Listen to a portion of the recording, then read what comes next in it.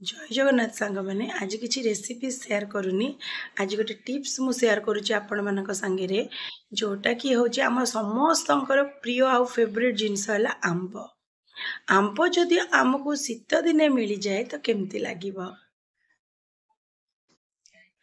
देखु यहीपरी भाव मु जून मसरू आंब को स्टोर करकिना रखी कंटेनर रे बहुत सारा रखी जोटा कि सरी जाइथिला आउ रेस्ट एतिक आंब थिला भाबिली आपण मानक संगे शेयर करदेवी। देखु आज भी 6 मास 5 मास 6 मास हो आंब पूरा फ्रेश ही अच्छी।